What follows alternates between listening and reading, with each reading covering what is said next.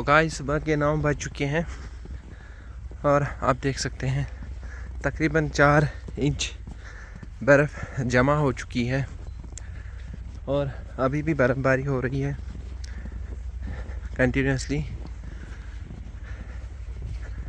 मैं थोड़ा जा रहा हूँ दुकान पे,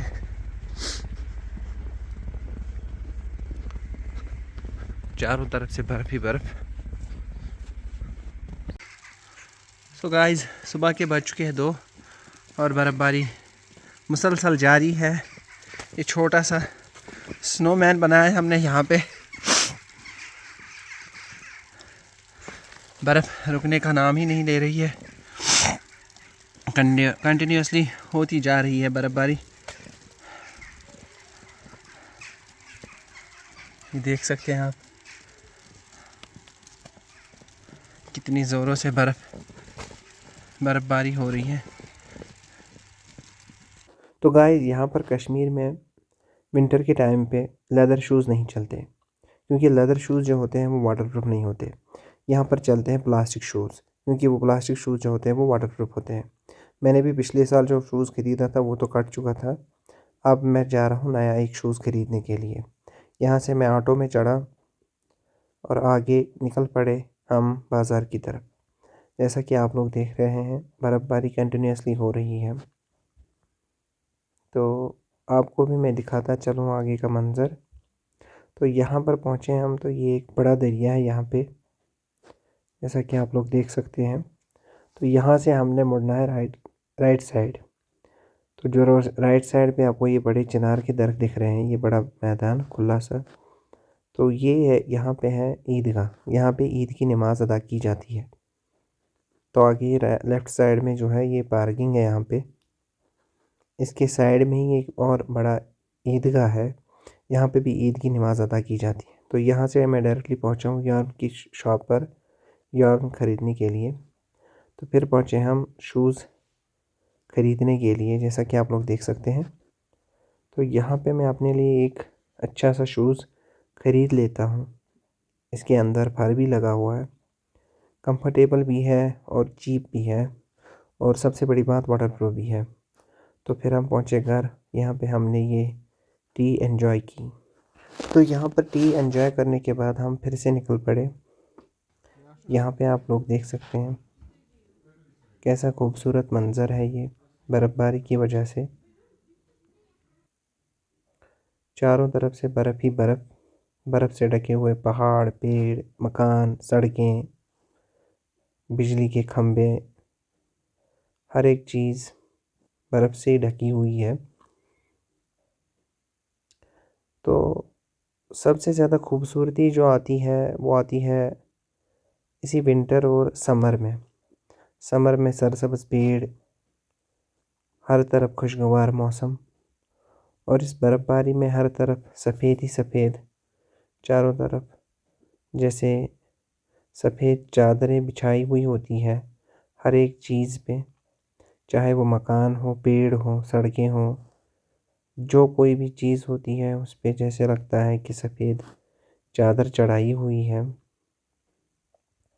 जैसा कि आप लोग देख सकते हैं बर्फ़बारी तो कंटिन्यूसली हो रही है, होनी भी चाहिए, क्योंकि एक बहुत बहुत अहम ज़रूरत है इंसान की, क्योंकि इसके बगैर नदी नाले जो हैं खुश्क हो जाते हैं। नदी नालों में कोई पानी ही नहीं रहता है फिर।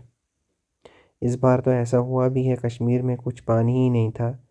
बड़े बड़े जो दरिया है यहाँ पे सब खुश्क हो चुके थे पानी ना होने की वजह से।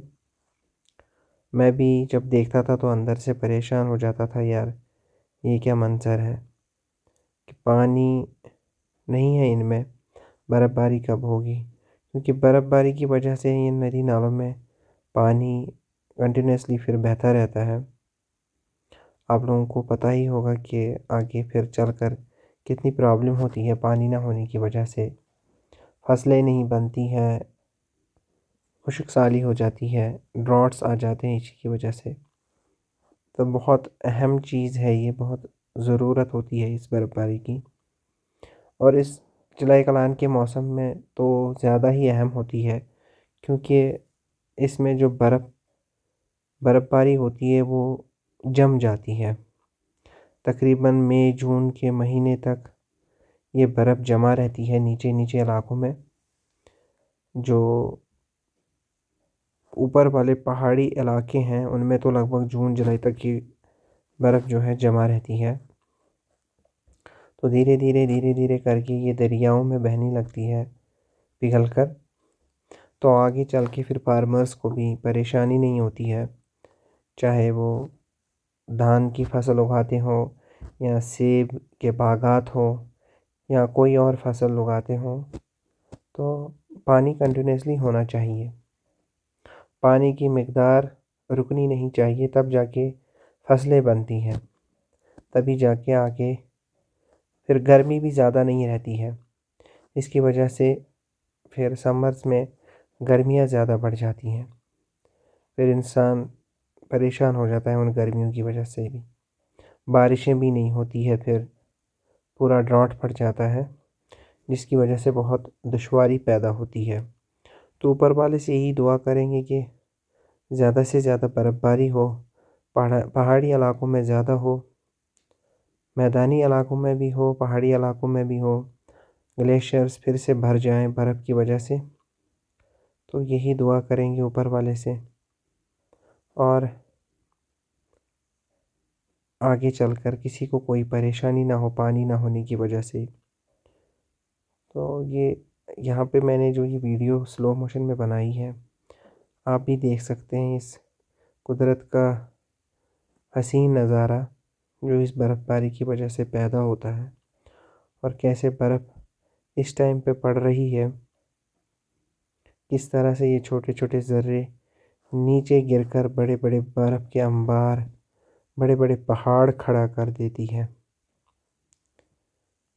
तो बहुत ही हसीन मंज़र होता है ये। ज़्यादातर मज़ा आता है इसमें घूमने में भी और स्नो फाइट करने में भी, एक दूसरे के साथ दोस्तों के साथ खेलने में स्नो में बहुत मज़ा आता है। तो चलिए, आप भी एंजॉय कीजिए इस नज़ारे को, कुदरत के हसीन और ख़ूबसूरत नज़ारे को, जैसा मैं आपको यहाँ पे दिखा रहा हूँ। तो फिर मिलते हैं अपनी अगली वीडियो में, तब तक के लिए गुड बाय।